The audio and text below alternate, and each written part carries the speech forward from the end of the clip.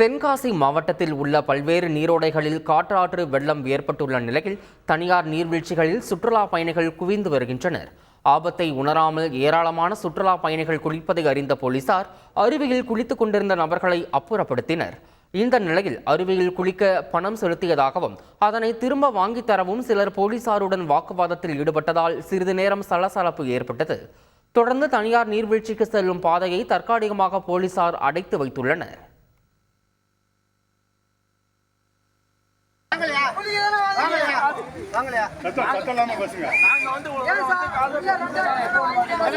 ஒரு வண்டிக்கு 2100 ரூபா பிளஸ் வாடகை அட்வான்ஸ்.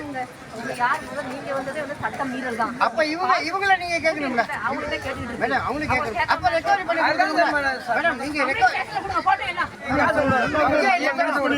ஏன் காசு கொடு, ஏன் காசு கொடு, ஏன் புள்ளிகள் ஏன் காசு கொடு. 3000 கட்டணும், 3000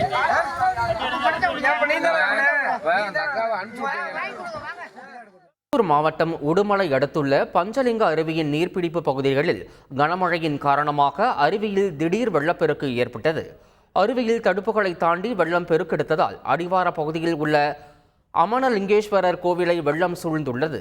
கோவிலில் பூஜைகள் நிறுத்தப்பட்டு பக்தர்களுக்கு அனுமதி மறுக்கப்பட்டுள்ளது. தொடர்ந்து மழை பெய்து வருவதால் சுற்றுலா பயணிகள் குளிக்க தடை விதிக்கப்பட்டுள்ளதாக அதிகாரிகள் அறிவித்துள்ளனர். கேரள மாநிலம் அதிரப்பள்ளி நீர்வீழ்ச்சியில் ஏற்பட்டுள்ள கடுமையான வெள்ளப்பெருக்கு காரணமாக சுற்றுலா பயணிகளுக்கு தடை விதிக்கப்பட்டுள்ளது.